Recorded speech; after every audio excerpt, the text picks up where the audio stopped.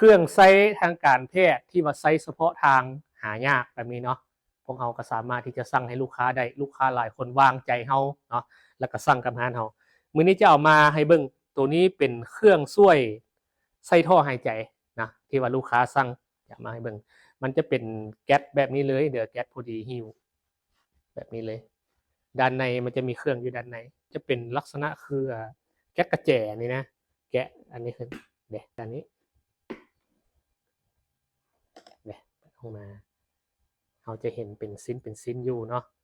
มันจะมี3ขนาดมามีรหัสของมันขนาดน้อยกลางใหญ่มันจะมีรหัสมันเด้ออยู่นี่จะมีรหัสเห็นปะ 2A160 แล้วตัวนี้จะเป็นขนาด ZA130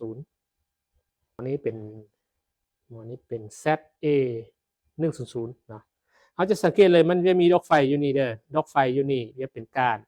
เห็นปะเป็นก้านขึ้นมาแล้วมีดอกไฟอยู่นี่ดอกไฟนี้สามารถเปลี่ยนได้มีสกัวมาอยู่2ดอกอยู่นี่นะมีสกัวมาให้แล้วอยู่2ดอกเดี๋ยวเราจะมาลองเครื่องตัวจริงว่าเขาใช้แบบไหนเดี๋ยวพวกเรามาเบิ่งการใส่ถ่านเพื่อทดลองใช้งานตัวจริงเนาะถ่านแม่นให้ใช้ถ่านใหญ่แบบนี้ถ้าผู้ใดที่เคยใช้สุดกวดหูดังคอแบบนี้เนาะ Diagnostic Kit แบบนี้ฮะท่านไซส์รุ่นเดียวกันกับกวดหูดังคอมันจะเป็นเครื่องลักษณะเดียวกันนะแต่ว่าตัวนี้เป็นเครื่องช่วยใส่ท่อหายใจแมนผู้ใดใส่เครื่องแบบนี้แมนใส่ท่านอันเดียวกันท่านรุ่นเดียวกันเดี๋ยวเข้ามาใส่ท่านเรามึงก่อนอื่นมดเขาก็เปิดฝาอัดก้นเนาะเนี่ยแล้วใส่ท่านเข้าไปท่านนี้เอาด้านหัวเขาเด้อด้านหัวเข้าไปนะฝาอัดมันจะมีใส่เสือยันแบบนี้เขาก็อัดเข้าไปดันให้พอดีเนาะหลังจากนั้นหันเข้าจนจำเกี่ยวเด้อให้แน่นนะหันเข้าให้แน่นจนจำเกี่ยวแล้วเขาสิใส่ตัวใดเขาใส่ตัวขนาดใหญ่บ่เดี๋ยวขนาดใหญ่ให้เบิ่งก่อนวิธีการใส่เนาะสังเกตเห็นคานนี่เลยคานนี่แล้วเขาจะเห็นบอลเป็นพักนี่บอลเป็นพักนี่มันอยู่คานนี่แหละนี่วิธีสังเกตนะเขาจะซุกเข้ามาอย่างนี้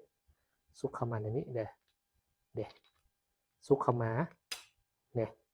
เอาอันนะตัวนี้เขาใส่ล็อกนี้ก่อนนะ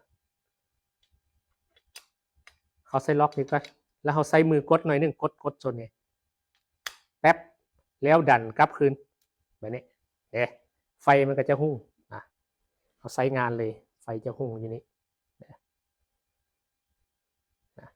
แบบนี้เวลาที่เขาจะปลดแบบนี้เวลาที่เขาจะปลดมันไฟหุ่งอยู่นี่เนาะให้เขางับแบบนี้เลยงับแบบนี้แล้วมันจะออกเลยงับแบบนี้เนาะงับลงในนี้ไฟก็จะดับมันจะบ่มีปุ่มสวิตช์เปิดปิดไฟเนาะจะเป็นแบบนี้อันนี้ไม่ถือว่าใช้งานปกติเนาะใส่ไฟลองเบิ่งเอาเบิ่งตัวกลางขนาดกลางก็คือกันให้ชื่อนี้เอาตัวนี้เข้ามามันจะมีตัวนี้เข้ามาเนาะเข้ามาแล้วมือดันนิดหน่อยนึงก๊อกแล้วงัดกลับคืนไฟจะหุ่งเห็นปะนะเวลาเขาปลดก็คือกันงัดก๊อกอย่างนี้ค่อยๆเด้อบ่ต้องเฮ็ดแฮงเด้อบ่ต้องเฮ็ดแฮงเนาะค่อยๆบ่จำเป็นต้องเฮ็ดแฮงแต่ว่าเวลาเฮาเก็บไว้เนาะเวลาเฮาเก็บไว้แล้วเก็บไว้คอยแนะนำว่าให้เฮ็ดแบบนี้เก็บไว้นี่เก็บไว้ใส่กับของมันให้ทอดท่านเด้อบ่ต้องเอาท่านแช่ไว้เนาะท่านแช่ไว้อาจจะมีความเสี่ยงให้ท่านเปื่อยเกิดอีกอย่างต่างๆเฮาต้องเอาท่านออกไว้ต่างหากเด้อเวลาเฮาบ่ได้ใช้งานนะเอาออกเนาะตัวนี้ก็เก็บไว้แบบนี้เพื่อให้การใช้งานยาวนาน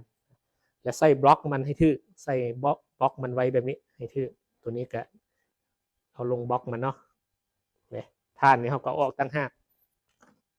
ท่านนี่แม่นมีขายตั้งหากเด้อท่านนี่เด้อบ่ได้แถมกับเครื่องนี่เนาะท่านนี้จะเป็นคู่เป็นสุดเลยมันจะมี